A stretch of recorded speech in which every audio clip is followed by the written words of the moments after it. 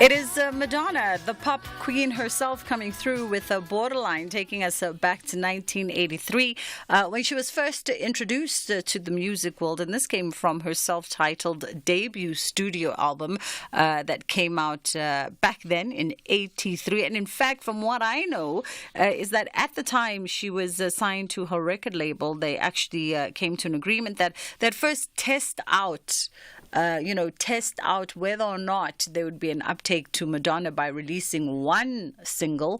And then if that subsequently did well, then the studio would then go on to approve the full recording of an album, which they ultimately did. She had her first single out, which was not this one. It was not Borderline. She had her first single out. It ultimately did all right. And then she went on to record her first full studio album that was then released later that year. The following year in 84, however, I think is probably when she had her best year with her sophomore album, Like a Virgin, which went on to release hit songs like Material Girl, which in my opinion and in the opinion of many people, I mean, at the time I was like 3. But in the opinion of many people, that is probably Madonna's seminal album.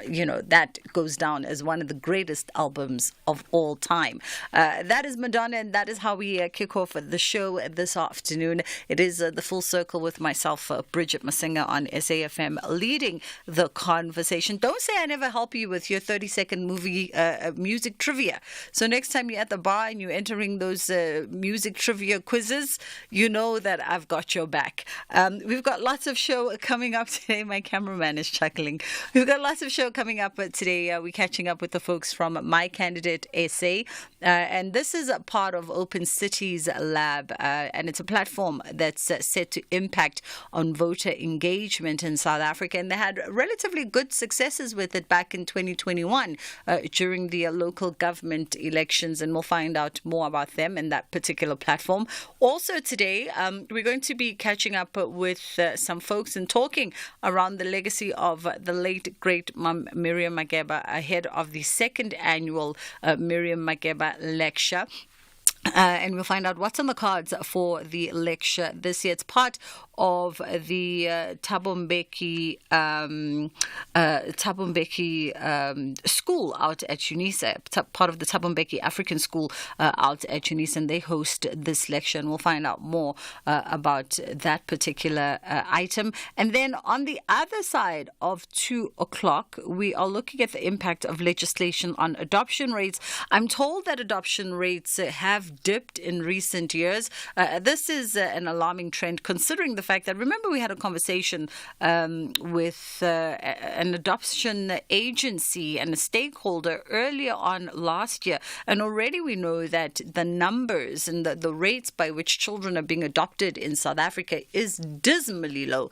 So it's not a nice trend to then know that it's actually still very much on a downward trajectory. So we'll have that conversation on the other side of 2 o'clock, and I'll let you know what else is coming up on the other side of 2 closer to the time. 086 000 2032 is the number that you can call us on. 061 410 4107 is our WhatsApp line. If you'd like to send through a WhatsApp voice note, you are more than welcome to do so.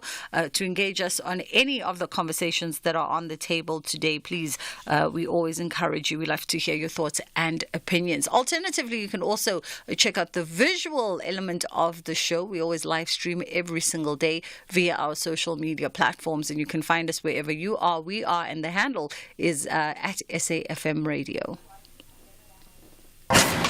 Arts, culture, and robust conversations with Bridget Masinga.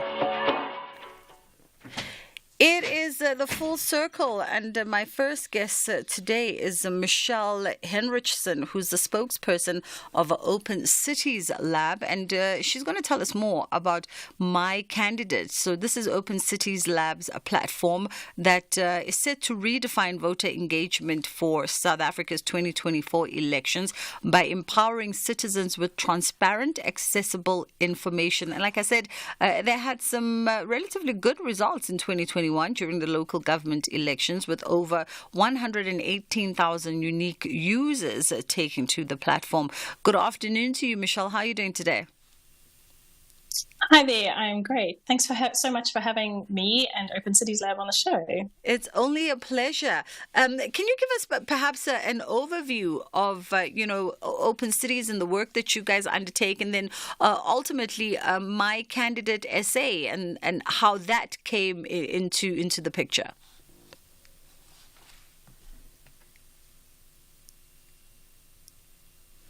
Michelle? Oh, I think it's just buffering there for a second. I see Michelle on the visual. Michelle, can you hear me? I think Michelle is just frozen quickly on our visual component. We're going to try and reconnect again to that conversation. But our lines are open on 086 000 2032 and 061 410 4107. That is our WhatsApp line if you'd like to be a part of the conversation. We got Michelle back on the line. Apologies for that one, Michelle. All right, let's get an overview as to, Open Cities Lab and, of course, this particular platform, My Candidate essay. Awesome. Yes, thanks. So we're very excited to launch it today. And that's really glad that we can share it for the first time on SAFM. So thanks for that. But Open Cities Lab has created My Candidate South Africa. And this is basically a platform that puts information in the hands of citizens so that you can make an informed vote at the polls. So how we do that is we take publicly accessible information published by the IEC, and we make it easy to understand and easy to access via a web browser.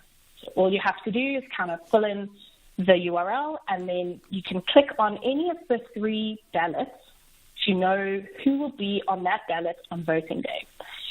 So it'll give you the name of the candidate, their political party, their age, and a chance to actually click through to a Google search to find out more information about them. So My Candidate South Africa is non-partisan, which means we are impartial. We're not focused on a particular party, but we offer this information so that everybody can find out who's going to be on the ballot on the 29th of May. Yeah. And in terms of, the inspiration behind creating this and sort of what was the reception? Because in 2021, it seems like you guys had a good run with it with over 118 unique users. Yes, and that was only in 10 days. So My Candidate was actually launched out of solving a problem that we found our people in OCL, Open Cities Lab, sat around and thought, I don't know who I'm voting for at the local government elections. I don't know who's going to be on the pieces of paper at the ballot, and I don't know what to do. And we thought, if we don't know this, an organization that works within the democracy and civic participation space, surely there are others that feel the same way. And so that was the inspiration for My Candidate, was purely to say, how do we put this information in a way that makes sense for the average person? And so we did that in 2021. And that was a slightly different election to this year in that it was local government. So it was according to who was your ward councillor and those kinds of elements. But it's the same idea of saying who's on the paper and then putting that information on the website easily accessible. And so 2021 was really exciting, I think, because we launched it just 10 days before the elections, because it was the spark of idea that happened last minute, if you will. And we saw a huge appetite for it. That amount of users happening in so short a time really encouraged us to say this must be something that is needed, not just here in South Africa, but in Africa beyond. So we have actually launched it in other nations. So different versions of My Candidate have been launched in Sierra Leone, Kenya, Zimbabwe, and Nigeria. So there is more growth to this, but we are excited to be able to do it for the 2024 elections as well. Yeah. And in terms of some of the qualitative data from that over 118 unique users back in 2021, were you guys able to ascertain then, by way of tangible outcomes, how many of those people actually felt empowered and ultimately empowered enough for them to then go on to the polls and translate that information that they'd gotten into a tangible vote and participating in the democratic process? Unfortunately, unfortunately, I can't speak to quantitative or qualitative data from that perspective. It is also hard because it is hard to get information back from users, because we also don't take any information on my candidate, so that we don't keep track of who uses the site, for example, for privacy, etc. But I can say from my personal perspective is that I found my candidate just before the 21 elections, and it was really helpful for me. So I used it. I was going to the polls, but I was going uninformed. I was going on guesswork. I was going on not huge amounts of tangible information. It was just kind of what was around. And unfortunately, sometimes we base it on what's on the street lamps or the light, all the street polls. Electioneering. Yes, that's it. Sometimes I think we base our votes on that. We see the faces on the lamp poles, and then we go to the polls with that information. So for 2021, it certainly helped me to dig deeper than the lamp poles and actually choose a candidate that made sense for me and my community. And for national elections, I'm certainly going to use it because there's a lot of choice, and I think every election conversations have begun to go crazy, right? Every braai, every conversation seems to be what elections. Yeah. And so I'm definitely going to use my candidate South Africa, and I keep telling all my friends about it. They're probably sick of it, but so that's why I'm excited to be on the team, that I get to share it, because I think people just, we take for granted that the information is easy to find. Like, it's not, their information is there, but it's difficult to find it in a way that I can understand. And so I think that this is why my candidate, South Africa, is so revolutionary for democracy. And really our goal at Open Cities Lab is to say, how can we encourage citizens to take an active role in our democracy? Because that's what democracy is. It's all of us having our voice, having a say. And the more we do that with an informed vote, the better and stronger our democracy becomes. Absolutely. Now, in terms of the information, and you say obviously in 2021, it was a little bit easier, I would presume, because it was local government elections, and so you could localize it and focus it on local candidates. In terms of the information that is available on the platform, so once I go and click through, and then I want to find out a little bit more. So what kind of information is being offered for me? What kind of reading am I then going to digest once I get on my respective party, my respective region, and trickle it down to however far down it goes? Right, that's a great question. So the URL is southafrica.mycandidates.africa. Should be quite easy to remember. But once you're on that site, there are 3 tabs: national, regional, and provincial. And those 3 tabs represent the 3 ballots you're going to get on the 29th of May. And for the first time in South Africa, we will have 3 ballots, not 2. So this is new, and I think many South Africans don't know that. And so we think, I get another piece of paper, what do I do with it? And so that's what my candidate will show you. It shows you a tab for national, and you can, from there, you will immediately see a list of the name of the candidate, their party, if they're part of a party, because some might be independent candidates, as well as their age. And so you will see their name and their party, both which are clickable. If you click on their name, it will take you a Google search of that person. And if you click on the party, it will take you to a Google search of the party, where you'll be able to find manifestos, etc. And then so that's for the national ballot. That's to decide who takes 200 of the 400 seats in National Assembly. It does get quite complicated, and I may not go into it today, but that's the big idea. Then National Regional is the second tab, and that is to decide who takes the other 2. I have to say that I'm not an elections expert, so if anybody has errors with my speech, please let me know. But that is going to decide who makes decisions at a national level for your region or your province. And so what you do there is you put in your province and you choose wherever you will be voting in. Obviously, you have to vote in your province. And then it will give you a list of the people who will be on your national regional ballots, the second of the 3 ballots. And again, click on their name or their party. And again, it's every party, it's every name. It's not only the top or the biggest ones. And then the third tab is for provincial, and that is where you're deciding who decides on provincial legislature. So you're deciding who you trust to run your province. And so that same thing, you pick your province, and then you can find out who's down there. We also have some resources through a link on the website on My Candidate South Africa where you can read up about what do the 3 ballots mean. You can get a more accurate picture than what I'm saying now on each ballot. You can find out what independent candidates mean for this year's elections, because that's also new. And you can also find out just how elections have shifted and changed for this year compared to previous national elections. So there are resources linked there. You can also find out more about Open Cities Lab through links on that site as well.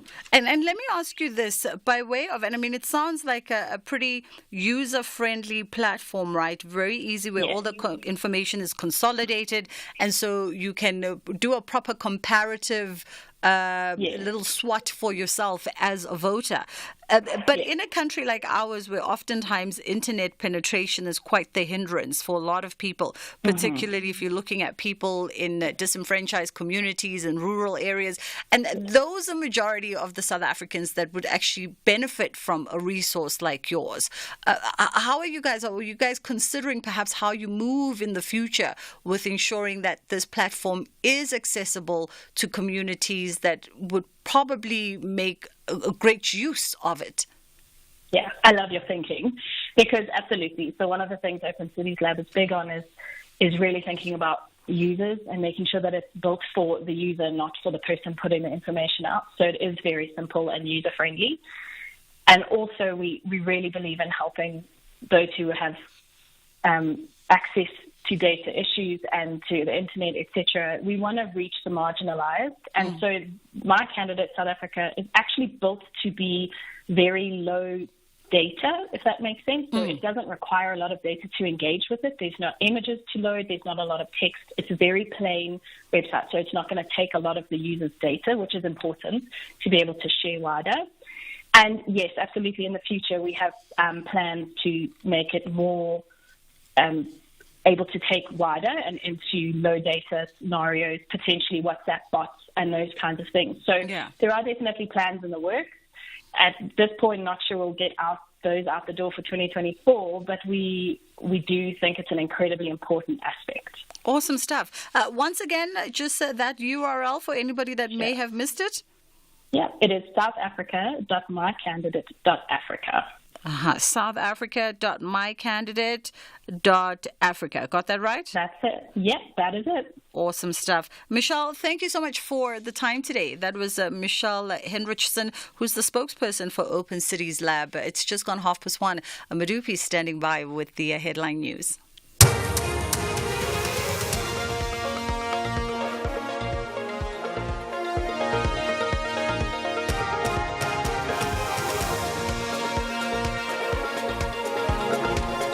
Thank you very much, Sister Bridget, and a very good afternoon.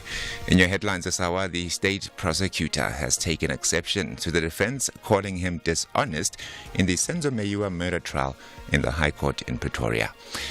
Joburg Mayor Kabelo Kwamanda says the city will adopt a tougher stance against defaulting residents, and one of Britain's top commuter scientists, Professor Wendy Hall, has warned that it is too late to prevent artificial intelligence from being misused to influence this year's elections in the UK and in the US. A full news update coming up at 2. You're listening to Bridget Masinga on SAFM. It is the Full Circle with myself, Bridget Masinga, on SAFM, and we are going to get into a conversation now around the second annual Miriam Makeba Lecture in the University of South Africa's Thabo Mbeki African School of Public and International Affairs, in partnership with the Miriam Makeba Foundation, is hosting the second annual Miriam Makeba Memorial Lecture on Sunday, this coming Sunday, on the 5th of May at the UNISA main campus in Tshwane. And the theme for this year is celebrating the life and legacy of Dr. Miriam Zenzele Makeba, 92 years, my apologies, of an African journey. Mama Africa Cultural Ambassador, peacemaker and cultural activist. And we've got joining us now on the line David Letsualo, Director for Academic Sports, Student Affairs, Internationalization and Community Engagement at the Thabo Mbeki Africa School of Public and International Affairs. Good afternoon to you, David. How are you doing? I'm fine. And how are you, my sister? I'm fantastic, thank you. I cannot complain. So it is the second annual Miriam Makeba Memorial Lecture that's being hosted, this coming weekend under a very mouthy theme. But I think when one looks at the theme, it also somehow implies or suggests that the lecture is taking a retrospective audit of the impact and role of Mama Miriam Makeba. Oh, definitely. I mean, Mama Miriam Makeba is one of those people who are not fully celebrated, even by her own people in this country. What this lecture hopes to do is to position her to the platform where she really belongs. She was not only a singer or a musician, but she was a freedom fighter, a liberator in the true sense of the word, and a cultural diplomat and a goodwill ambassador. That's very, very important. And many people may not be aware that she was an ardent Pan-Africanist who did not really associate much with those who are cowards. But people like Kwame Ture, Kwame Nkrumah, Sekou Toure of Guinea, Fela Kuti of Nigeria, Thomas Sankara of Burkina Faso, Samara Machel of Mozambique. It's a very, very important, global and African icon who symbolized what Africa is. That is why she is referred to as Mama Africa, because she is a freedom fighter, a true liberator, a musical icon, a cultural diplomat, a goodwill ambassador, and as I said, a peacemaker. But you said an important thing, my sister, about how this lecture delves into the historical journey, the depth of.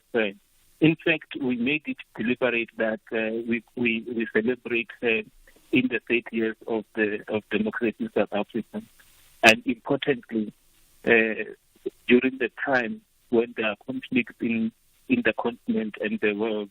Well, I'm saying this because Miriam Makeba took the platform in 1964 to fight against South Africa, to isolate in the United Nations. And 6 years later, we are celebrating that speech of hers that she gave in 1964. So in the platform of the United Nations, she fought and advocated for democracy in South Africa. And people today are celebrating them. Yeah. So there's so many things that we can say about her, my sister. Let's hold it there for a second, but David, I just want to quickly swap your line as well, so that we have a crisper, or try and find a crisper connection, and then we'll come back on the other side and continue our conversation as we delve into the legacy of Mom Miriam Makeba. It is Catch the Tastemaster SA this Tuesday at 7 on SABC2. After surviving the first elimination challenge, 12 remaining contestants must work in teams to create the ultimate baked gift for Mother's Day. Teamwork, creativity, and design all play a role in deciding who comes out on top. That's the Tastemaster SA. Tuesdays at 7, repeat Wednesdays at 1, and Sundays at 4 p.m. on SABC2.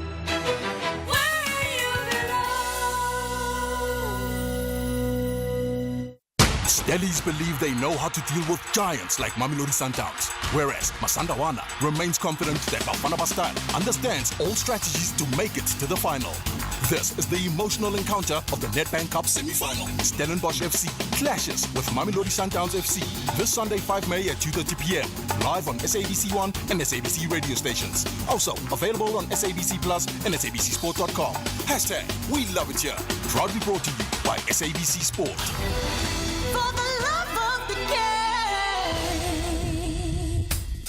The Full Circle with Bridget Masinga, Monday to Friday, 1 to 3 p.m. It's a beautiful day in Johannesburg, and we're in the middle of a conversation with David Litswalo, who is the Director for Academic Support and Student Affairs, Internationalization and Community Engagement at the Thabo Mbeki Africa School of Public and International Affairs at UNISA. And we're talking around the second annual Miriam Makeba Memorial Lecture that is happening this coming Sunday on the 5th of May. And I think, you allude, David, earlier to the fact that Mom Miriam's legacy is one that's not necessarily celebrated or continuously given the honor that it so richly deserves within the pages of history in South Africa. I mean, when we talk about, arts and culture ambassadors or arts and culture custodians being people who also advocate for so many social issues and social change in history, both past and present, her name is right there at the very top of the list of people who should never be forgotten for the impact that they've had within the liberation struggle in South Africa. Mama Miriam Makeba did so much that people who did little are celebrated more than she is. And you'll be pleased to know that in 1999, the United Nations appointed her with one of the most glorious honors, that of being what they refer to as the FAO, which is the Food and Agriculture Organization of the United Nations, SA, an ambassador. Therefore, she campaigned for humanitarian causes throughout the world. Mm-hmm. And in 2001, President Thabo Mbeki appointed her as the first and last goodwill ambassador to Africa, to cement the message that he is the symbol of Africanism, as it were. And therefore, the idea that she was an ardent Pan-Africanist unapologetically stays right there. So that is very, very, very important. And for this, I don't know whether you're going to ask me that point, but for this year, I mean, it is most befitting, we believe it is most befitting that the lecture will be delivered by none other than the Princess of Africa, giving tribute to Mama Africa, and that is none other than May Yvonne Chaka Chaka.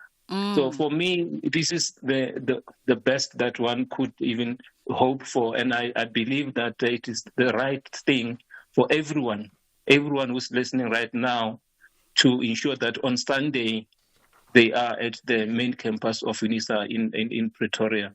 I think that is something that people need at this moment, as we appreciate and reflect on a life worth celebrating, and a life that is not fully celebrated by its own people. Absolutely. And quite befitting that, Mom Yvonne Chaka Chaka is giving the lecture this year, because I feel as though the two of them, it's a generational connection on the one hand, and it's also a passing of the baton in terms of advocacy work. Because if one looks at the life and times of Mom Yvonne Chaka Chaka, you can almost see how she suckled at the breasts of these great women, like the late great Mom Miriam Makeba. I couldn't have said it better, than that, Bridget, because earlier on today I spoke to May Yvonne Chaka Chaka.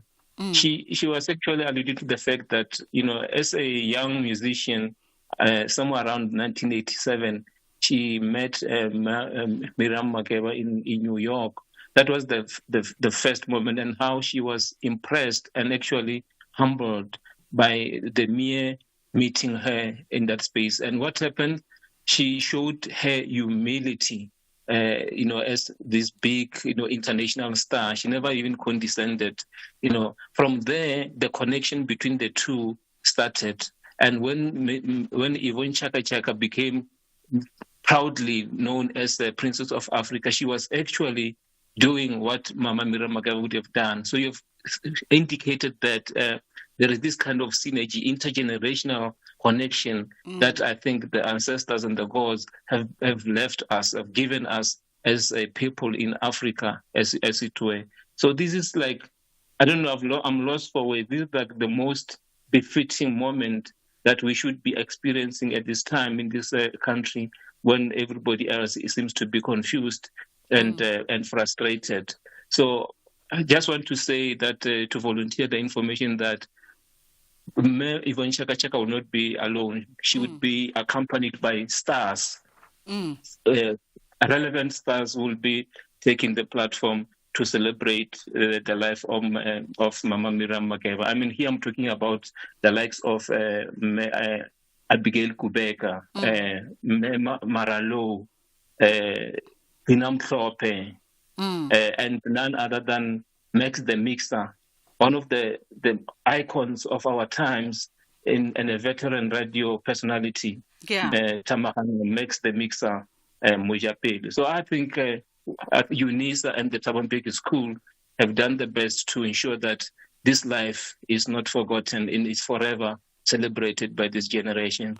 Absolutely. I think the only thing that I would add to this list of incredible, and you say stars and I say legends, this list of incredible legends is perhaps also pulling through, from even the younger crop of artistic creatives who, similarly to the generations of yesteryear and the generations before us, 2-3 generations before us, have also galvanized and taken up the role of activism within their own sectors. And I say this as a bridge because I know that, up until her passing at the age of 76, Mom Makeba was always very still visible and very much, outspoken about issues even beyond apartheid, about issues of equality and inclusion and disparity, et cetera, et cetera, et cetera. And those issues still very much resonate in this current generation, in the young generation of South Africa. And for the legacies of greats like all the women who are going to be taking to the podium to honor Mom Makeba, it's also very important for them to stay connected to the women who they will ultimately call their granddaughters, who are in the industries of arts and culture and the creatives right now. And so the only addition I'd add to this list for next consideration is maybe finding even a younger voice that speaks very much to the same issues and speaks very much to the same connections. Oh yes, I agree with you completely.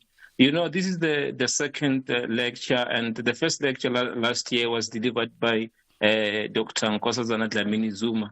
And before then, we used to celebrate Mama Makeba through, her birthdays and all that. And in such platforms, we had younger generations. But I do agree with you that going forward, we'll be looking at even younger, relevant musicians and activists that would do justice to her name. And in that context, I need to underline that being young does not necessarily mean that you are relevant, because you can be ignoring, be scared to deal with the practical things that are right there in your face, but because you are controlled by stomach issues or fear or whatever. Absolutely. So Mama Miriam Makeba was an example of fearlessness and somebody who tackled issues that confronted humanity without being scared of the challenges around the apartheid system. That was one of the most atrocious and vicious regimes that one could ever experience. So I think you're correct that we need relevant people who talk about issues that afflict humanity. And for that, you can't have a coward. But again, for Miriam Makeba, she was an internationalist. So her struggle was not about looking at this parochial stuff that in our environment, but she was a true African. So she couldn't have been a xenophobic person. So she loved and embraced Africa. That is why she was able to get refuge in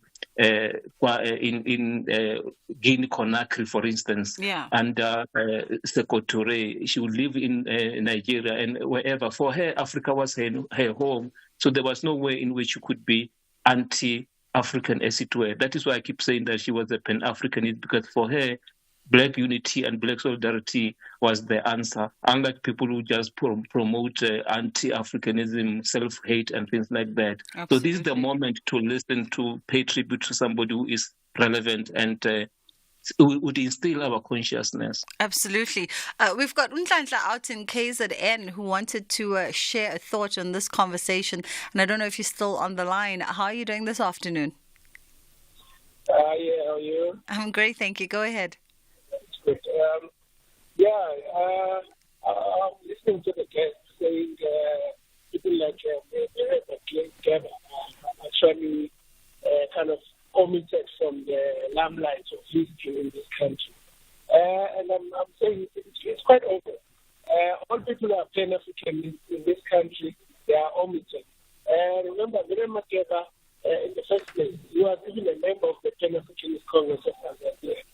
So it's quite overt. It's a deliberate act of omitting such people and their contribution. Even your guest was mentioning all the Pan-Africanists in the land of Africa. Deliberately, I can hear him. He's omitting people like Robert Magaliso Sobukwe, who played a very big role in actually influencing Miriam Makeba. So it's a quite deliberate act. We're not surprised by that. Okay. Thank you, Nhlanhla. I mean, I don't know. I don't want to respond on your behalf, David. I don't know if you caught the gist of that. I did.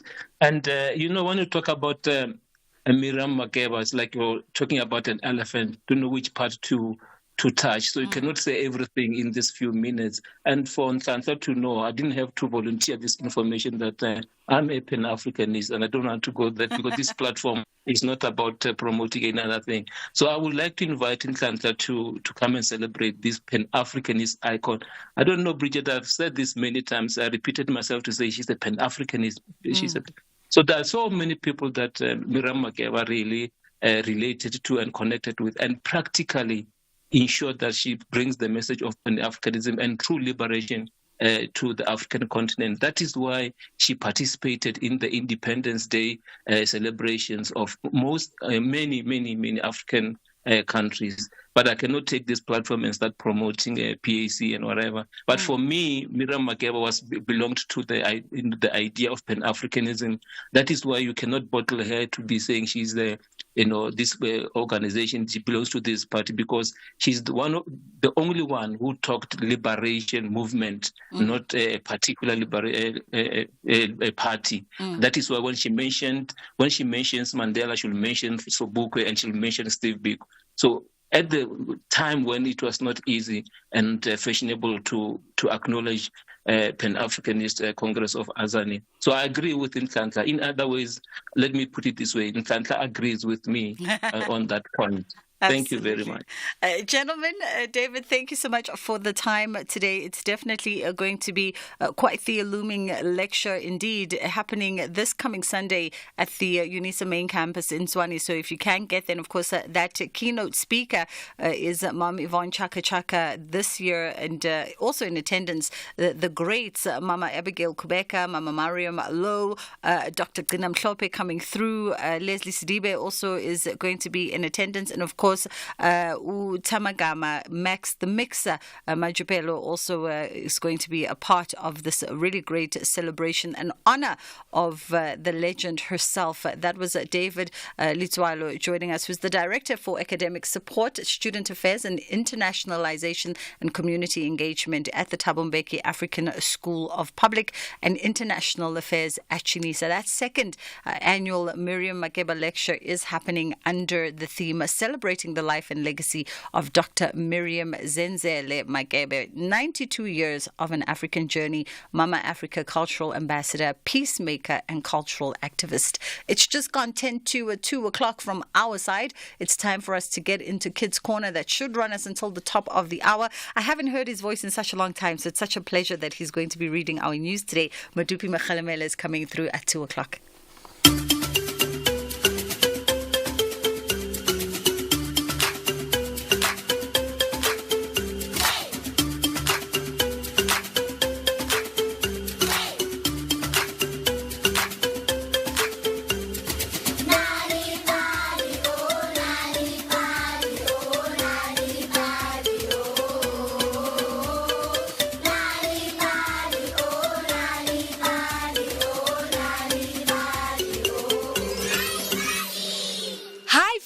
And welcome to yet another exciting episode of Nali Bali. When was the last time you received a gift? Did you say thank you? If you did, that's great. And if you didn't, that's not so great. Gifts are a way to connect with someone through giving and to hopefully bring joy into their lives. When you receive a gift, the appropriate thing to say is thank you, not necessarily for the gift itself, but for the act of giving. Today's story is called The Wizard's Gift, written by Natasha Simon. But before we listen to today's story, let's all get up and dance!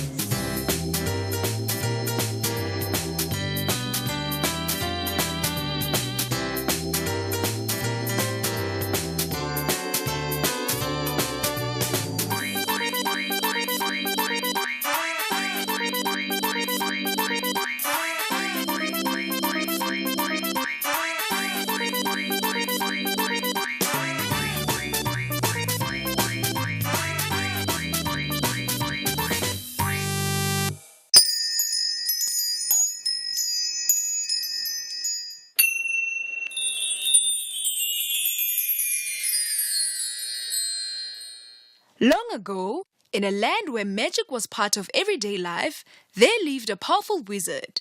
The wizard was very proud and boastful about how talented he was. He always wanted to be the center of attention.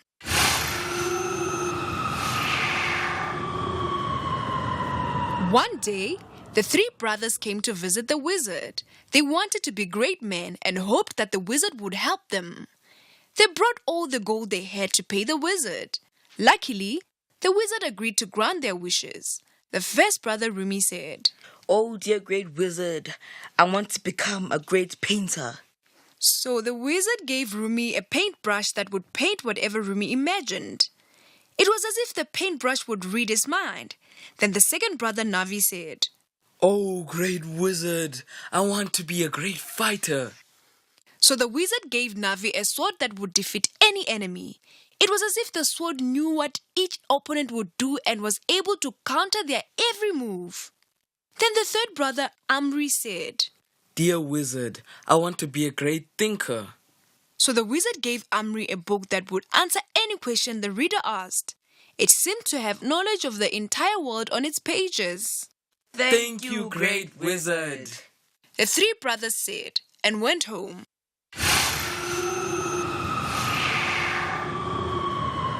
As time went by, the brothers became famous for their amazing talents.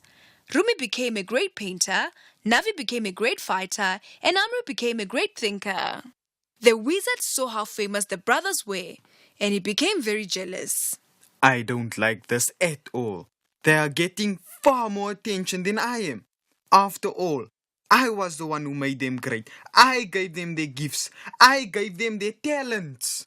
The wizard said, and he was very unhappy, so he decided to embarrass the three brothers in front of everyone.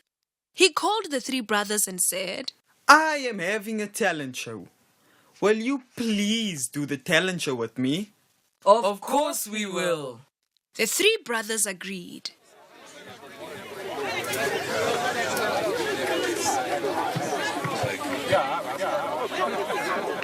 On the day of the show, all the people in the kingdom gathered at the king's castle to watch the talent show.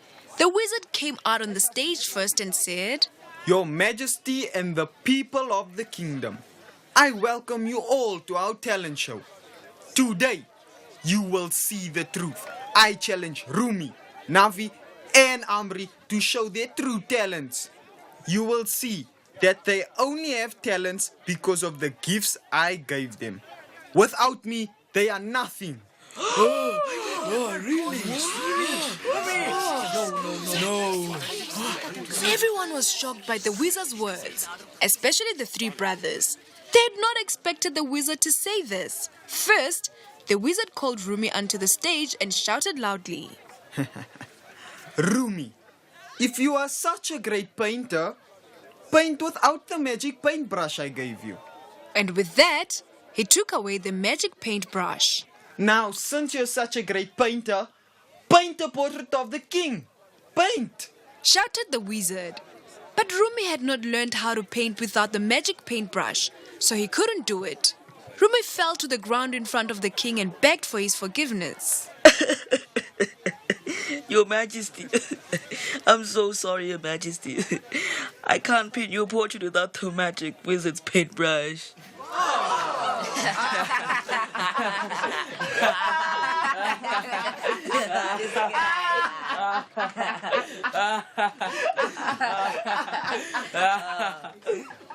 Then he ran off the stage.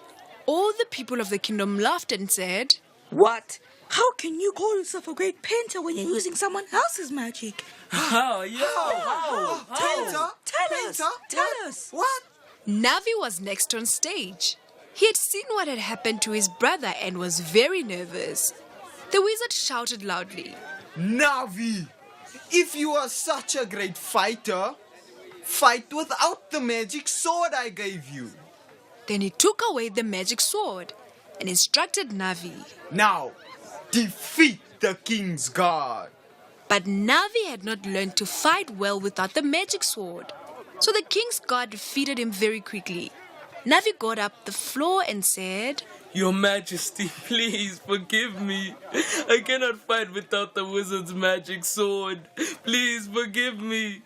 Then he limped off the stage looking very embarrassed. And all the people of the kingdom laughed and said, Oh my gosh, how can you call yourself a great fighter when you're using someone else's magic? Yeah. Fighter? What kind of fight is that? Fighter. Finally, it was Amr's turn on stage. The wizard shouted loudly, Now, finally, Amri, if you are such a great thinker, answer these questions without the magic book I gave you. Then he took away the magic book and asked Amri many difficult questions. But Amri had learnt a lot from the book and had become very clever. He answered even the most difficult questions the wizard asked and amazed everyone. Whoa, Amri! Go, Amri! The wizard realized that Amri really had become a great thinker. The wizard looked a bit embarrassed, but before the crowd would say anything or laugh, Amri spoke. Thank you, great wizard, for giving me the magic book. It helped me to become a great thinker I am today. But the knowledge I learned is now my own, and it cannot be taken away from me. The wizard realized that he could not take all the credit for Amri's wisdom. The wizard bowed respectfully to Amri. Everyone cheered as Amri bowed to the wizard, and the challenge ended peacefully. That day, everyone in the kingdom learned an important lesson. While it's fine to find an easy way out, it's even better to learn to do something yourself. And so we come to the end of another Nali Bali story time. Today's story was called The Wizard's Gift, written by Natasha Simon. Did you know that reading and telling stories to children at home can help them do better at school? If you want free stories to read to your children or for your children to enjoy on their own, visit Nali Bali website www.nalibali.org or Mobi site www.nalibali.mobi. You'll find stories in 11 South African languages as well as tips for reading and sharing stories with your children to grow their potential. Also look out for the bilingual Nali Bali Reading for Enjoyment supplements with great children's stories and activities available in newspapers. Nali Bali, it starts with a story.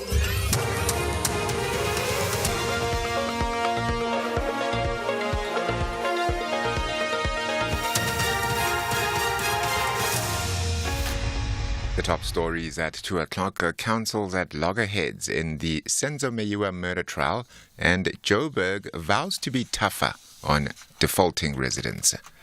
A very good afternoon. The state prosecutor, George Baloyi, has taken exception to the defense calling him dishonest in the Senzo Meyiwa murder trial in the High Court in Pretoria.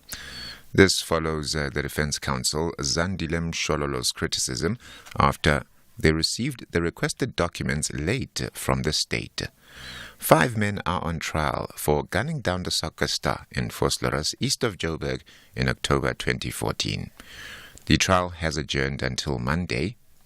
Baloyi objected to Mshololo's use of language.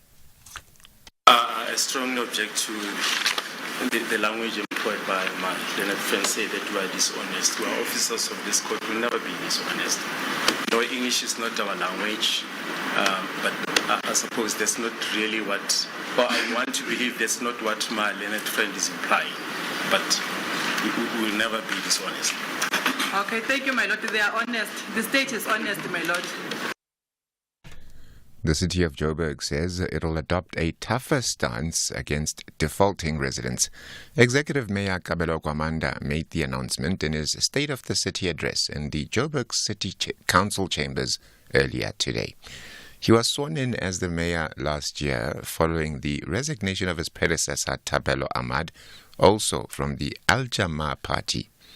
Kwamanda warned defaulters. The city has adopted an intensive revenue collection enhancement initiative to assist us recoup revenue outstanding to the city. Whilst assisting our ratepayers with queries and disputes, we have also taken a hard line against the scourge of illegality, where defaulting ratepayers illegally reconnect themselves despite our actions to recover monies owed to the city.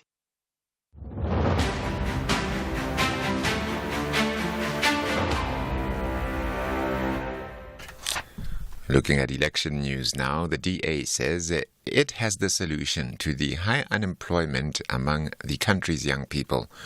Party leader John Steenhuisen says they will introduce a Youth Employment Opportunity Certificate to help the unemployed earn a wage and work experience instead of relying on government handouts. He led a picket outside Kosatu House in Bramfontein, Joburg, early this morning.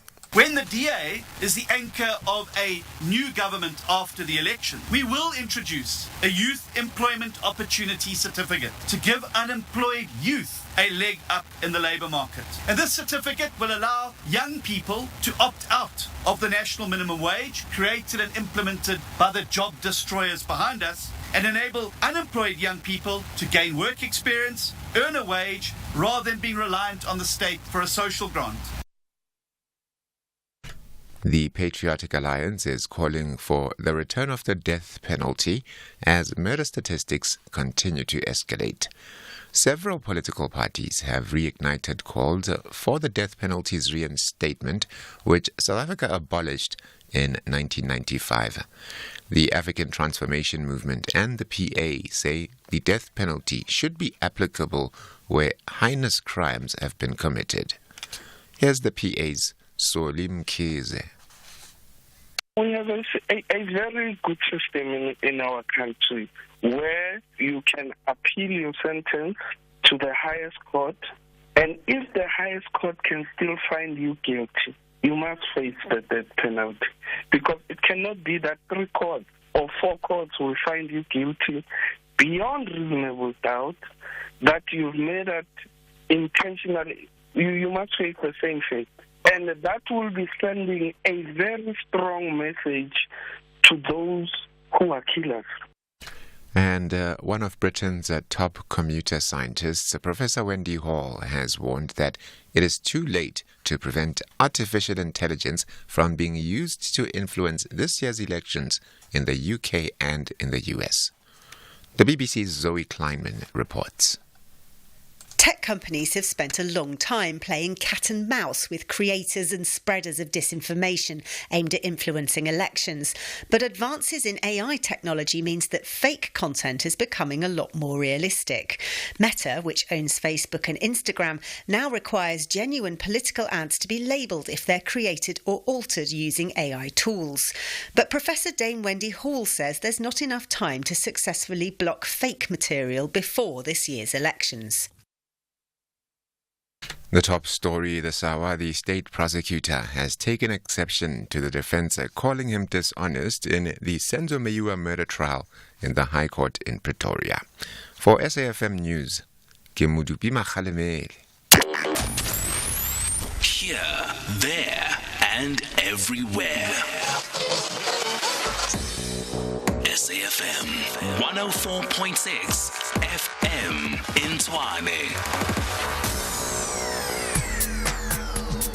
If you're active on social media and love SAFM, we hope you'll take a moment to like or follow our SAFM page on Facebook and Twitter. These are the best places to find all the guest information, conversations, and stories you love from your favorite presenters, along with regular updates from SABC News. And don't forget, you can send your questions to feedback@safm.co.za. SAFM, leading the conversation. With only a few weeks left until South Africa heads to the country's most crucial polls, please join me, Sakina Kamwendo, at the Pella Community Hall in the Northern Cape on the 3rd of May from 12 until 2 p.m. right here on SAFM. We'll be having an in-depth debate on some of the challenges facing the province in the run-up to this crucial election. You can also stream this riveting discussion live on SABC News YouTube channel, or you can listen live on 104 to 107 FM here on Update at Noon. SAFM, leading the conversation. The Full Circle with Bridget Masinga, Monday to Friday, 1 to 3 p.m.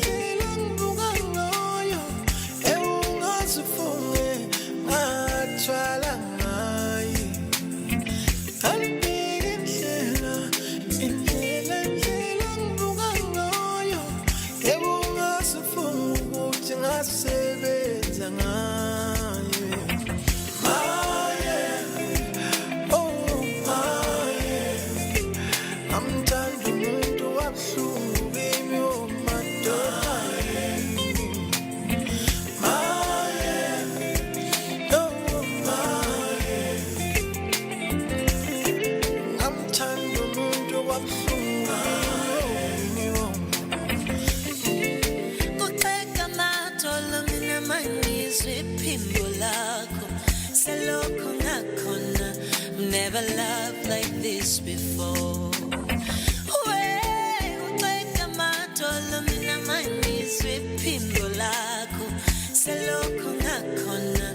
Never loved like this before. I'll beg indlela ngibuka ngayo, eyongazufunge wathwala ngani. I'll beg indlela ngibuka ngayo, eyongazufunge wathwala ngani.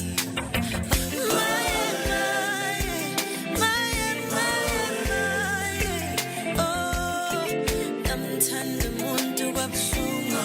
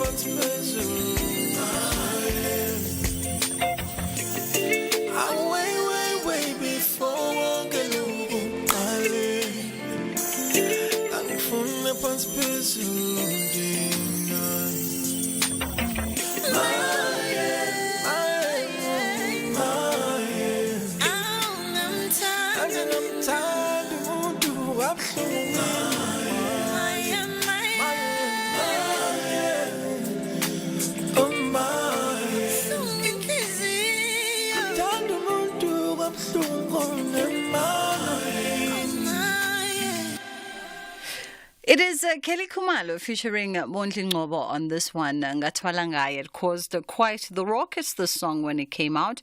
The timing of it and everything that was happening around her life at the time as it pertained to her late partner. A lot of people really just came after her on social media, saying that perhaps the song is some kind of alleged, confession of sorts. There was just a lot happening on social media with this particular song. I will say this, though, about Kelly Kumalo, is that undoubtedly she's one of the most talented singer-songwriters we have in the country, especially when she teams up with people like Mondi Ngobo, who himself is quite incredibly talented as a singer-songwriter. Also collaborated with her quite a bit on her recent projects.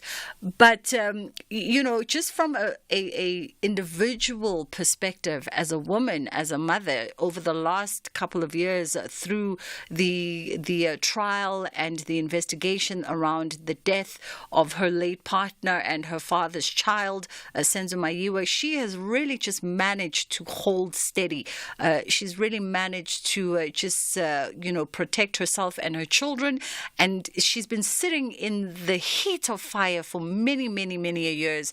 Even just as recent as about a month ago, 3 weeks ago, with things flaring up, with her name being mentioned once again in the court case. And she's just been steadfast and resilient in protecting herself and protecting her children. And in every conversation that I've heard her, and she's spoken to a few, presenters over the years on a few shows. She's made promise to come and visit us. We just haven't found the time that aligns very well. But she's spoken to a few people, and she's still very much of sound mind and heart, and just trying to steer herself and her children through all of everything that is happening in her life. A very, very, very tricky situation indeed. But the show does continue from our side here on SAFM as we have a conversation now around the impact of legislation on adoption rates. And worldwide, we've seen statistics that highlight the decline in adoption rates. And of course, by extension, this also proves to be true in South Africa. And this is an opportune time for us to actually reflect on how adoption is regulated in the country and whether or not it's still considered a viable option for children who would otherwise grow up within a system of foster care. And also just delving into maybe what are some of the challenges that prospective adoptive parents are faced with when trying to engage the adoption process. And we thought we'd invite on the show Senior Attorney and Director of the Center for Child Law, Karabo Oza, who joins me on the line now. Good afternoon to you, Karabo. How are you doing today? Good afternoon, Bridget. I'm well. Yourself? I'm fantastic, thank you. Cannot complain. Let's maybe start by elaborating on the legalese and the legal framework that governs adoption in South Africa, and maybe understand, is it a child-centric approach in as far as how the law speaks on adoption and the adoption process? Yes, we have a very comprehensive Children's Act that was adopted a long time ago, around 2008 up to 2010, with different bits of it coming into operation. And that act has a particular chapter, or actually two, Chapter 15, which deals with domestic adoption, and Chapter 16, which deals with inter-country adoption. That's when a child is being adopted to be taken out of South Africa. So both chapters have very clear provisions about, for instance, when can a child be adopted, who can adopt a child, and emphasizing the fact that the purpose of adoption is to give a home to a child who's already there, who needs a home by virtue of maybe their parents having passed away, there not being anybody to look after the child, and the child has to be declared adoptable by the children's court before the child can then be made available to prospective adoptive parents. How effective are the regulations in ensuring adoptions? I mean, it's comprehensive, yes, we understand, and there must be stringent processes, but is the system effective in yielding results, given the fact that we keep seeing decline numbers in adoption, or is it a host of factors that come into play? Yeah, I mean, I would say the decline domestically and internationally is for different reasons, and I'll come back to those reasons now. But let me just say that in terms of the law, and let's say we're looking at domestic adoptions, the law is comprehensive enough, it's clear enough. There has been a few challenges where some of the provisions were taken to court and challenged, and the law was amended. Mm-hmm. The implementation challenges that we're seeing right now, I would say, and actually they've been there for a while, is that there's a tendency for the process to take long, and that discourages people then from going through that process. So obviously the prospective adoptive parents also have to go through a process where they are screened. There's reports about their home circumstances before they get to the point where you're now before a children's court and you get an order for that grants you the adoption. So that process has a tendency of taking a bit long. And one of the elements that was influencing that is that there is a provision in the Act that requires departments of social development on a provincial and district level to approve those adoptions once all the files have been done, to actually not necessarily approve, but they recommend it. That's what the law says. And there was a time when those recommendations, people would wait very long for them. Whoever is supposed to recommend was taking too long. And for instance, there had to be times where we intervene with letters trying to assist social workers who says, we have these people who are waiting. There's a child who's now growing, and it's better when children are adopted when they're still smaller so that they adjust easily to their families. And then we will write letters to push and say, look, you can't be waiting for so long to give these letters when people are waiting with children. And that actually is one of the cases that led to a court process. So that is a big issue that we're seeing, that there are these panels and there are these final checks that needs to be done in terms of the law and regulations. And authorities sometimes take too long, and they forget that, for a child, every day that passes means that they're growing up in a not so desirable situation, because ideally we want children to be in families. So, yeah. And then, the issue of the decline, Bridget, I think there are many factors. One of the big issue is that there is countries are encouraged to rather find domestic solutions for children. It's not only South Africa, it's an international thing, because there has been challenges about inter-country adoption and whether that's good or not for children. So, for instance, children getting adopted from South Africa, going overseas, and cultural issues or interracial adoptions. So there have been those issues that have been going on globally that have led to the decline. And recently, it's been there, but recently there's a big emphasis on protecting the right of a child to know their origin. So if you can keep them in their country of origin or where they were born, better. And then also you must preserve information that later can help them to trace their biological family if, there was any information. Because sometimes children are just abandoned on the side of the road. So you never really know who was their family of origin. Yeah. So those are the reasons why we're seeing kind of a decline, which is actually something that we need to reflect on, because the big issue is we don't want children growing up in institutions where they are not forming bonds, with any particular family. And maybe I can quickly illustrate to you. A few years ago, we had a parliamentary hearing about amendments to the Children's Act, and there was some adoption-related provisions that were being reconsidered. And one adoption agency came with a mom and a young lady who was adopted by that family from Durban, interracial, but local adoption. And on the one hand, there was a young man who grew up in a child and youth care center. That is now the centers where children who don't get adopted just end up growing up.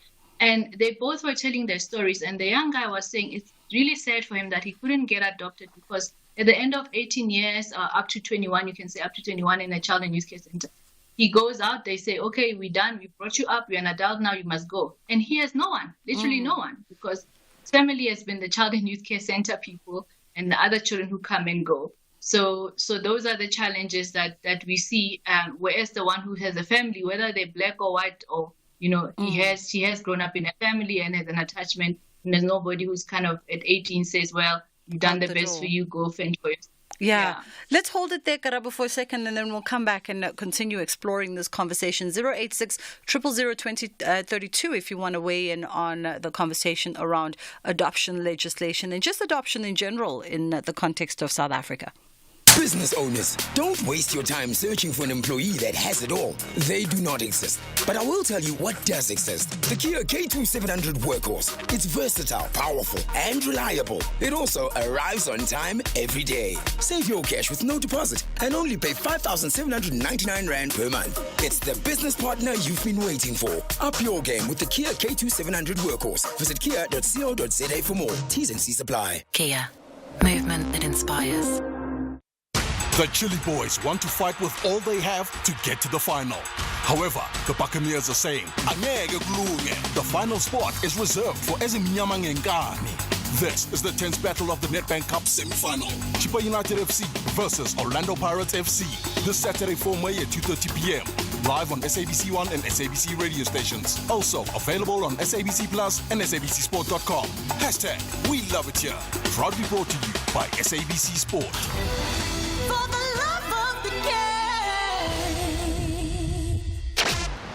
This is Bridget Masinga on SAFM. We're in conversation now looking at the impact of legislation on adoption rates, particularly in South Africa, with a global trend as well as local trend indicating a decline in adoption rates. And of course, Karabo Oza, who is a specialist in this arena, helping us understand perhaps what could be some of the possible issues. And she's a senior attorney and director of the Center for Child Law.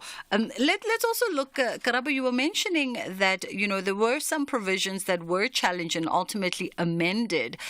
Perhaps if you can give us an understanding of maybe one that stands out to you that was challenged and ultimately amended, because sometimes you find people have engaged the system and the perception is still that things are as they were, 5-10 years ago, unaware that whatever may have caused a hindrance to their process has ultimately changed.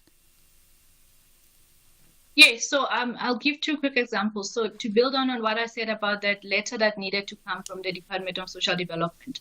So the way the act is that there was an issue that some people are interpreting that if you don't get that letter from the department, you cannot go ahead with the adoption.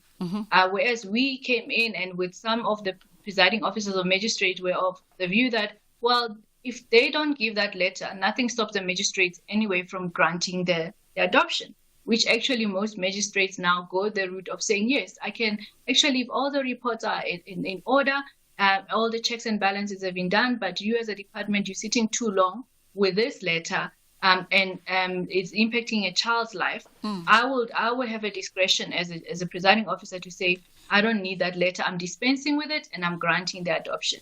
So that is, one of the ways that we managed to deal with that aspect. And the second one, it actually funnily had to do with what we call step-parent adoption. So there was also an issue that the Act, when they drafted it, was drafted in such a way that when a step-parent, so if I tend to have a husband who has a child and I want to legally now adopt a child, the Act had a provision that in effect had the end result that when I then adopt that child, it terminates his parental responsibilities and rights. So it kind of cuts off. But I think that was an oversight when they drafted the law. Okay. And we had two queries at one point, and then we actually had to go and challenge that provision. The Minister of Social Development agreed that was a problem, and the law was easily amended. Even when you open the Act, you can see that there is a note that's been made about that particular judgment, as a way to also make it very clear that there shouldn't be unnecessary obstacles, and also there shouldn't be unintended effects that come with an adoption in such a situation. Yeah. And would you say that the system is streamlined to to help it be a bit more user-friendly for parents? I know that there are organizations. I think last year we spoke to an organization, that an MPO, that is sort of trying to bring awareness to parents who want to adopt in understanding the process and procedures of adoptions. And oftentimes people, will write or call in when we engage this conversation and say that their understanding is that the process is a bit cumbersome. Has it become more streamlined? I think it would be wrong of me to say it's become more streamlined. I think it's just because so much is required from the people. You go through under so much scrutiny about your finances, your home circumstances. Your families have to write letters saying how you guys are good people and, on all those things. So that is something that is obviously a challenge. I must also say that, in the past, there were only accredited child protection organizations could do adoptions. The Department of Social Development has now expanded to say, and they changed the law to say even social workers working for government can do adoptions. They must just be trained because it's quite a specialized field. And the reason for that even was that, maybe sometimes some people cannot afford the money that the private social workers charge, which is not really a lot, but for some people it can be a challenge to pay. Yeah. So now people have an option between the two, but I think it's still early days for us to know whether with the government social workers they've hit the ground running, because it is quite a specialized field. So that is one of the other issues that I think is there. So I cannot say that it's a streamlined process. Unfortunately, as well-intentioned as the laws are, implementation and timelines actually are always a bit of a problem. People complying or doing things within reasonable times is always a challenge. Do the same kind of legislation apply when one is adopting within the family? We see so much, especially in the dismantling of the nuclear family in our communities. Would they be subjected to the same kind of process? Yes, most definitely they would be. And I must also mention that the Act is drafted in such a way that family has preference in order. So if a child is considered adoptable, the family and the section in the Act actually states is that the family members who want to come forward and adopt, they can come forward and then they would be considered. But I must also mention, Bridget, that there's currently a court case going to the Supreme Court of Appeal. We're not involved in it, but we were initially approached about it, where there is a challenge about putting children with the families of the parents who've given them up for adoption. And maybe I must clarify that. So we always assume that when children are given up for adoption, maybe parents are dead or something like that. But there are a lot of people who choose sometimes to give up their children for adoption. So we have a case in the SCA. There's a case where a young lady gave up her baby for adoption. And as the process was ongoing, the government social workers came and said, no, but your child must go to your family. And she said, well, my family doesn't know that I have a baby and I don't want them to know. I want the baby to go to a neutral family and I have my right to consent to my child being adopted. And I can tell you that case became so complicated that it's now going to the Supreme Court of Appeal because there is an issue about why she was being forced now to keep her, for her own reasons. She has her own reason why she thinks her own family should not know and that she will be overburdening them if she gives them the child. But on the other hand, some people will say, well, then the child grows up with people who are at least related to the child. But it's such a difficult balancing game that, balancing process that the courts have to undertake there, and also respecting a woman's right to autonomy, right to choose. Yeah. Maybe if I see this child at my mom's house every day, who is a child I conceived under hard circumstances, what does that do to me and all that? So also then balancing that with the rights of the child to know their origin, to maybe grow up in a house with grandmothers. So it's a very interesting case. It's a difficult one. So the SCA will then weigh in on that and see whether they agree with the way the Department of Social Development approached the situation or not. Yeah. Let's pause it there for a second, Karabu, and I'll come back on the other side of the headline news and steal another 5 more minutes of your time. Madupi standing by with our headline news. Thanks, Bridget. Very good afternoon. In your headlines, and it's news just in, former ANC president and now leader of the newly formed MK party, Jacob Zuma, is expected to be hauled before an ANC disciplinary hearing on Tuesday next week.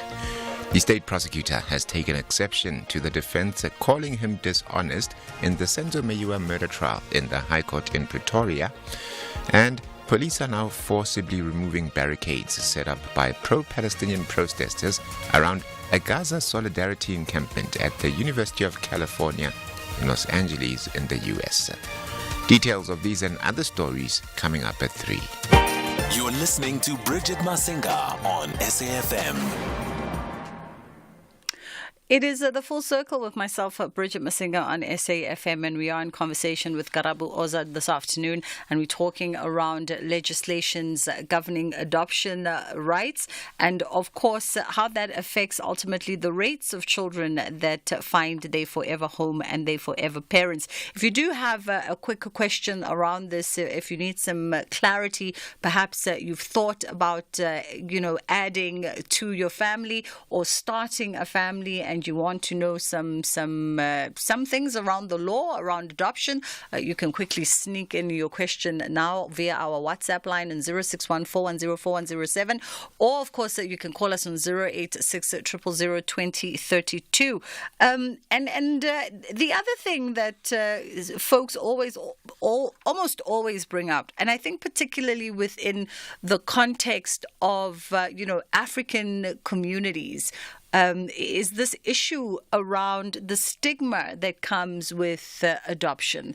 And I wonder there if, and I know we're talking, legislation and legal, but just broadly, because you engage parents and communities, who are either interested or engaged in the adoption process at the time. Just broadly, how much is that changing? Because I do distinctly remember that being very much a central conversation a couple of years ago on some of my shows, where people were talking about, we see so many interracial adoptions, so many Caucasian couples adopting black babies, and it was quite polarizing. But then when you challenged the sort of black perception around it to say, well, where are the babies supposed to go? Because, we also have these cultural blocks that come into play when we talk around adoption. Yeah, no, I certainly agree with you that there has been that stigma. I don't know how much it's moved, but it is a challenge. I think that we don't have enough kind of, let's say, of the black community adopting, because most of the babies and children available for adoption in South Africa are, black children. So I think stigma, maybe finances to some extent, because as I said earlier, that's why the Department of Social Development feels that if maybe they take some of the services and can also work with private social workers to also provide adoption and not have fees as a barrier, maybe it might help. I do recall that in a few of the cases where we kind of were involved as a friend of the court to make submissions, there are issues about also doing the traditional ceremonies and how children are welcome, but there's also that fear that, maybe doesn't still appease the original ancestors of the child, for lack of a better way of putting it. But that is a reality. I would say that probably if we do another study, I think it might still be seen as a barrier. One of the things at one point that was also kind of, let me put it this way. One of the things about the stigma, I think it is because it goes hand in hand, unfortunately, maybe for some people, with the stigma of infertility, right? So I think both needs to be dispelled, because the minute you're adopting, you kind of, especially if you don't have kids, it's like really saying, I will never have my own kids. I'm not able to have, biologically my own kids and stuff like that. And I think on those two fronts, we still have a lot of work to do with our communities to make people really understand that, it's a tough thing for people to go through. And also when it comes to adoption, if the people can really help a child and give a child a home, it takes a lot. And we shouldn't be now vilifying people or stigmatizing them and othering them for that. But I don't see enough kind of encouraging or dialogues on community level about this. And maybe that's where we're failing. Yeah. We talk about it as I'm talking to you, but I don't think enough is done on the ground to actually change the mindsets around it. Yeah.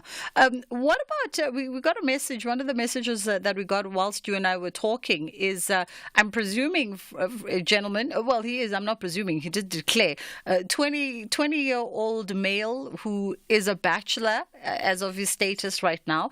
And he wants to know, what are the requirements for males to adopt in South Africa? Are there specific guidelines for males versus a heterosexual couple versus a homosexual couple, or not?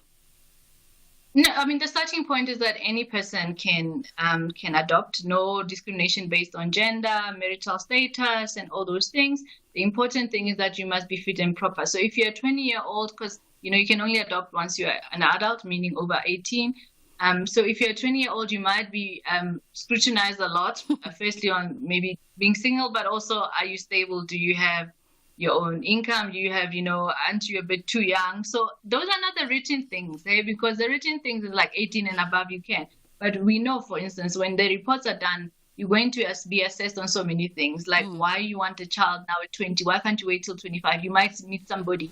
If you don't, maybe you might later have a baby through a surrogate or something like that. So those things that go with counseling and the report that then there has to be compiled by the social worker about you, about your home circumstances, your well-being. There are assessments by psychologists and all those things. So they would definitely be considered, but there's no on the law as it is. There's no discrimination right from the go about you being a single male. Or being 20, yeah. Yeah, and just, I guess, by way of my final thought, any discrimination around also your sort of financial status, putting aside, of course, your ability to be able to afford the costs that come with the process, but just in general, because I also recall a thread around this on social media recently where people were saying, well, perhaps some of us are considered too poor and too broke to be able to afford to become parents. By law, is not supposed to be. And again, one of the factors that's clearly listed in the act, that people should not be disqualified from adoption by virtue of their financial circumstances. So in the reports that are put before the courts, that is not something that is supposed to weigh heavily. It's supposed to be about holistically how the family or the individual is able to cater for the needs of the child. And if there are people who may need to apply for the child support grant, so be it. So it shouldn't be that they are from the get-go because of that discriminated against. Karabo, we appreciate your time, and as we let you go, for anybody who was perhaps a little bit too cautious to engage us today, because I do think the thought sits with a lot of individuals, and the need or curiosity around adoption sits with a lot of individuals, and they have a lot of questions, and that might be just a little apprehensive to ask out of fear for many things. Is there a resource, a public resource that folks can log on to and get more information, ask the questions that perhaps they need clarity on, they're too afraid to ask, or anything of the sort? Unfortunately, the quick things I can refer them are websites of adoption organizations. So, for instance, if you Google ABBA Adoptions, ABBA Adoptions, you'll find information. Even this morning I had a conversation with them because they're one of the very good organizations doing adoptions. Impilo Adoptions as well. So on their website, they have some basic information, and then you're able to contact them if you need more information. I haven't seen yet something from the government, as I said, now that they also now going to be providing adoption services. But I think if one reaches out to social development, they should be able to also get some information. Yeah. Thank you so much for the time. That was Karabo Oza, who's a senior attorney and the director of the Center for Child Law. Hopefully you were able to get some clarity and get further information from everything that was discussed today. If you are in the process of adopting a child, or perhaps you're looking at adopting a child, or it's a thought that yourself and your partner, even you yourself by yourself, have entertained and you want some further clarity and more information, as you heard, she's not quite aware of the department putting out any resource, but the Department of Social Development should have some information. And then she advises, obviously, that you look at organizations like ABA, BBA, and Impilo Adoptions, who do phenomenal, reputable work within the space, and then they are well resourced to be in a position to help you get some more clarity on the journey and what it could possibly look like for you and your family. It's just gone 22 at 3 o'clock on the Full Circle with myself, Bridget Masinga. We're going to take a quick break, and then we come back on the other side of this. Ashraf's going to let us know what's coming up.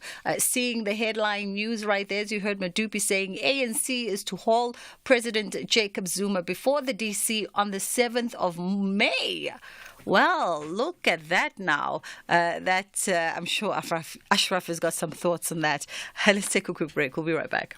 Mama Kiti, I heard Rand Water talking on the radio about how dangerous it is for people to encroach on their pipeline servitude. Yes, those high-pressure Rand Water pipelines are under the ground distributing megalitres of water. When people build on top of the pipeline, Rand Water is unable to conduct maintenance on the pipeline, which has a negative impact on water provision. Pipelines can burst without warning. People could get seriously injured or worse. Yes, people can die from a bursting pipe. That is why people need to understand that Rand Water servitude is where a Rand Water pipeline is located. If we build our houses or businesses on a Rand Water servitude, then we are encroaching on that servitude. They say if communities want to know whether they've encroached over servitudes, they should look for the Rand Water beacons. The beacons indicate the presence of Rand Water pipelines under the ground. They're rectangular, made of concrete, are painted either white or blue, and have the Rand Water logo on them. Let's take a walk around our area to see if there are any Rand Water beacons so that we can also tell the neighbors. Rand Water, celebrating 120 years of existence and still finding new ways to provide clean, portable bulk water.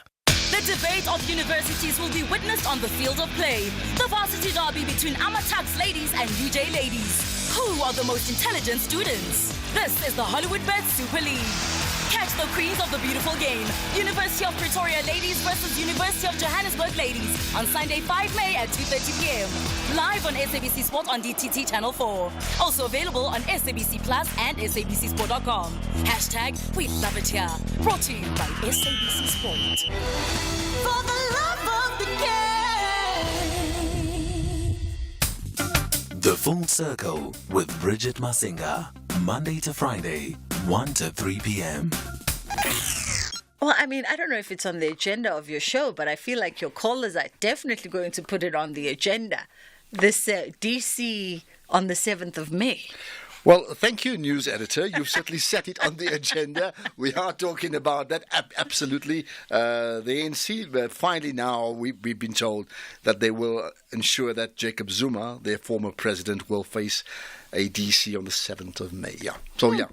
And the callers will have an opinion, I'm sure of that. All right. I wonder what sparked this, because they were so adamant in saying, well, if you decide to associate with a different party, ultimately then it means that you're saying that you've left.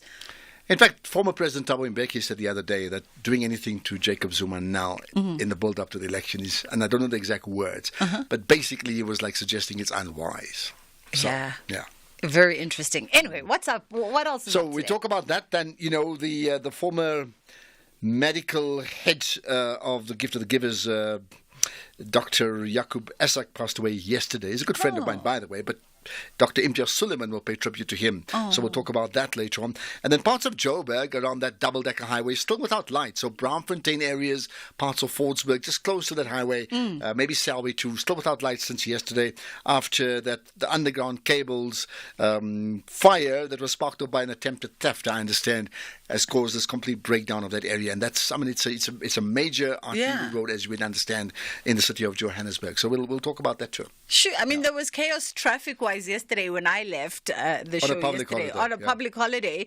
But then I wonder, you know, every time, I don't know about you, Ashraf, but every time these things happen in the proximity, and I've since learned from the explosion that happened in town, that there's quite a lot happening within this precinct and quite a lot of things happening even underneath us. This underground movement is scary. Every time I come into this building, I'm just like, I'm on the edge because you just never know what's going to happen. Okay. Well, I think it's okay here. It's that side. On the other side of the highway. Yeah. I mean, I don't know, guys. Yeah. Ashraf is coming through between 3 and 6 o'clock. Lots on the agenda this afternoon on the National Pulse. I don't know, hey? After that bomb in Newtown, or that explosion rather in Newtown. Yeah, no.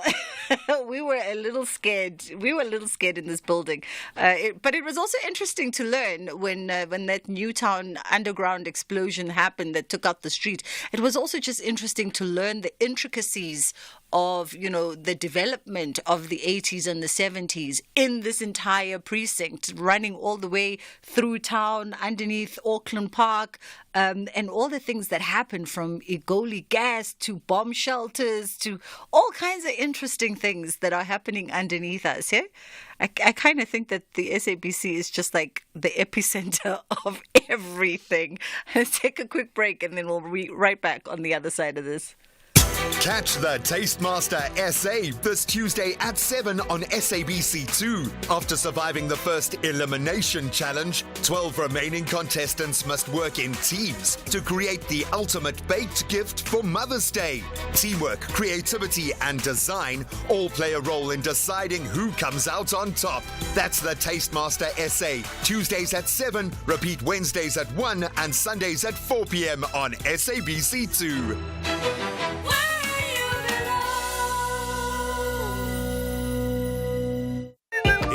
So, a lady from Air Officini just turned 55, and although I'm still a spring chicken, there's a part of me that envies her, especially since she now qualifies for a Nedbank Electronic Optimum Plus account with capital guaranteed. Talk about FOMI, huh, voice man? If you mean FOMO, then definitely, boss man.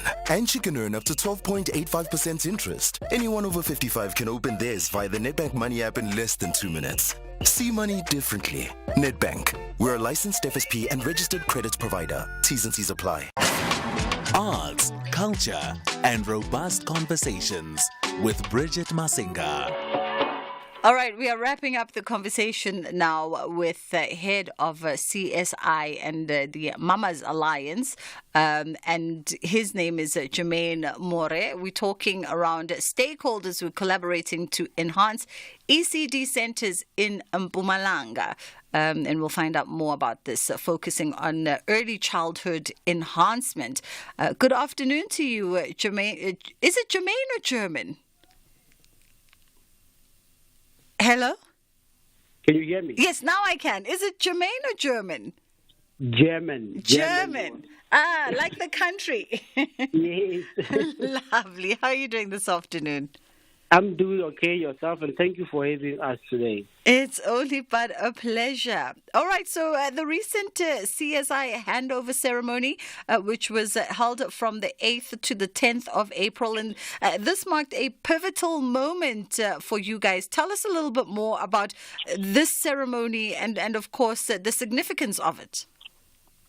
Thank you again, Bridget, for having us. When we actually handed over the 10 ECD site, it was quite a moment for us because we have been working in the background with our partners, the Development Bank of Southern Africa, to ensure that the ACDs, they receive the necessary support in terms of infrastructure. So we actually identified 10 sites in the area, in the community of Kwaggafontein, where we did 6 new structures and 4 were mainly renovations. And our partner, Tree, who's an expert in the early childhood development space, they actually did a wonderful job by ensuring that we appoint qualified contractors, and the work is done in such a way that we concluded ourselves when we visited the sites during the launch that this is world-class facilities in the community, that we know these type of facilities, you can hardly find them in South Africa.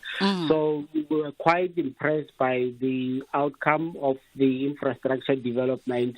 And what was also very encouraging was the collaboration between the Department of Education in Mpumalanga with Tree, ourselves, and the Development of Southern Africa to ensure that we see this project to the end.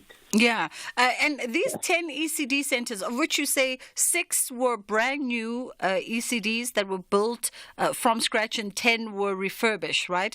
Sort of what was the state, perhaps, of the 6 that, or rather the 4 that were refurbished, and the other 6 that were ultimately built in which communities around Mpumalanga were they built?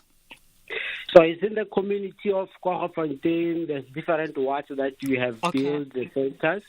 And the condition of the centers were not complying with the standards and norms for them to qualify for grants from the Department of Social Development, also to meet the standards and requirements of the Department of Education. So we did a baseline assessment of the centers, and then we decided that 6 of them we really don't need to just renovate them. We need to build new structures from the scratch. And the others we renovated because they were actually not that, they were not in very bad conditions, but they needed a little bit of, for instance, a little bit of additions of rooms, and also ensuring that they have proper roofing as the centers, because they house a lot of children. I see. And I understand that the centers are impacting, around 500 children within the communities that they are at. Yes, indeed. So we actually, the centers are actually supposed and provide quality early learning to more than 490 children. More than 490. Talk to us also about some of the sprucing up that you've done, because this was not, 10 million rand was the generous donation from your partners.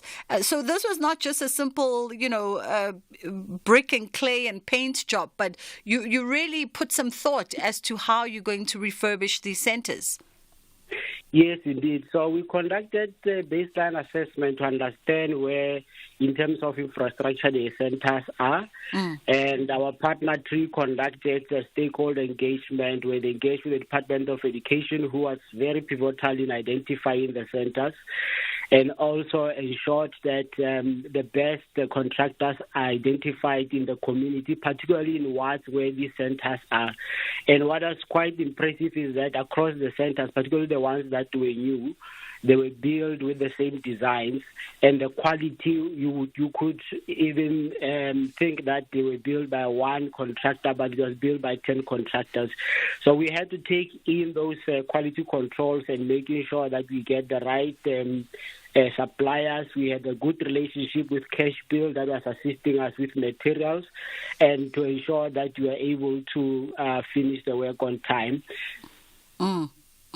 And for those German who might not be familiar, those who might not come from Mpumalanga province and not be familiar with the area, Kwaggafontein, that the centers are at, give us some context in terms of just the lay of the land from an economic and social standing. Yeah, so it's actually a community that is quite disadvantaged. As you drive in the community, you can see that it has the similarities of many rural communities that we work in as Farmers Alliance. The unemployment rate is high, and one of the things there is that some of the community, they're still led by the chiefs, who are very also pivotal in ensuring that we see the project to its end. All right. Will there be perhaps room for this project to expand beyond Kwaggafontein? Are you thinking around that with some of your partners? Yes, indeed. In fact, this project is part of the project that we've embarked on, where we've supported 37 centers in the last 2 years, together working with the Development Bank of Southern Africa. And we are looking forward to strengthening the current project by ensuring that we provide the holistic support. For instance, some of the centers, they don't have food gardens. And it's very important that when you have an ECD center, there's a food garden that can also contribute to the monthly feeding of the children. And we are also looking at ensuring that we bring in other partners who can collaborate or actually partner with the schools surrounding the ECD centers to provide them with proper sanitation. So we are looking at this point to strengthening the current projects and ensuring that we move into the other areas in the near future. Awesome stuff.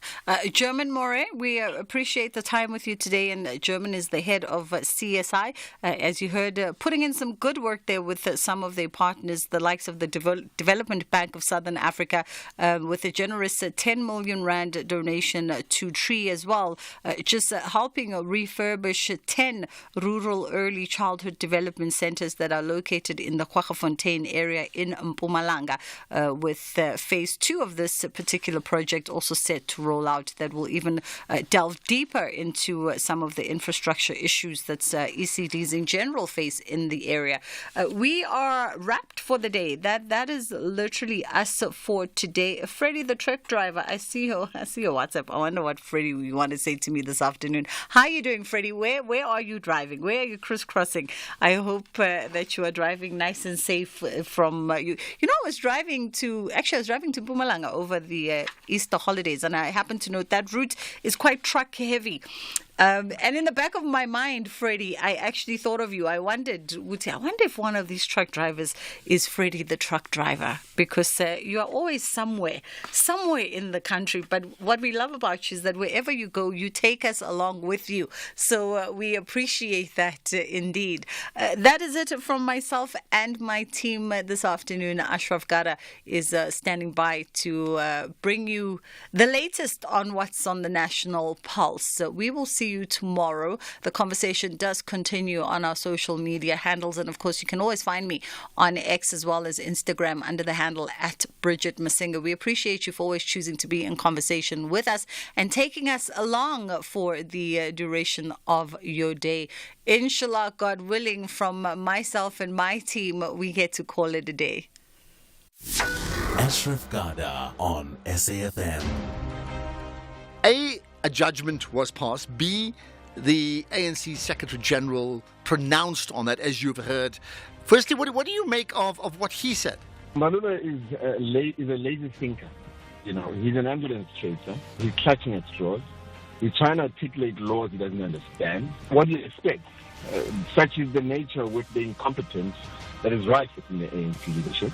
And the mere fact that, you know, they took on his little project and they actually agreed and supported him speaks volumes of them as leadership in the first place. So these people are not ready to govern. The MK Party spokesperson, Dlamulo Ndlela. The National Pulse with Ashraf Garda. Weekdays, 3 to 6 p.m. Weekday nights on S3 are about to get lit. BBC Primetime will give you access to hand-picked selections of BBC Studio Award-winning dramas, documentaries and factual entertainment, with titles such as Luther, Critical Cheaters, Top Gear and Live at the Apollo, and of course many, many more. You simply don't want to miss out, so tune in to S3 from the 1st of May from 9 p.m. until 11 p.m. to channel the very best of British entertainment with BBC Primetime only on S3. Open up. With only a few weeks left until South Africa heads to the country's most crucial polls, please join me, Sakina Kamwendo, at the Pella Community Hall in the Northern Cape on the 3rd of May from 12 until 2 p.m. right here on SAFM. We'll be having an in-depth debate on some of the challenges facing the province in the run-up to this crucial election. You can also stream this riveting discussion live on SABC News YouTube channel, or you can listen live on 104 to 107 FM here on Update at Noon. SAFM leading the conversation. Here, there, and everywhere. SAFM 106.6 FM in Mangaung. SAFM supports a litter-free South Africa. Play your part in keeping our surroundings and environment clean. SAFM, leading the conversation.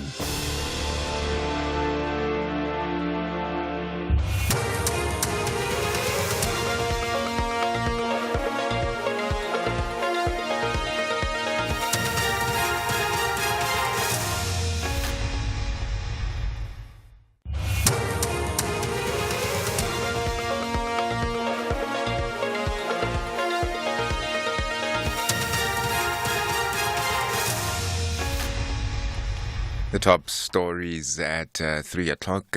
Zuma's ANC disciplinary hearing to be held next week, and the special votes application deadline looms. A very good afternoon. Former ANC president and now leader of the newly formed MK party, Jacob Zuma, is expected to be hauled before an ANC disciplinary hearing on Tuesday next week. This is revealed in a document by the ANC's National Disciplinary Committee. In the notice, Zuma is informed that he's allegedly been charged with 2 counts. Kani Mapanga has more. Former ANC President Zuma is accused of contravening the ANC constitution when he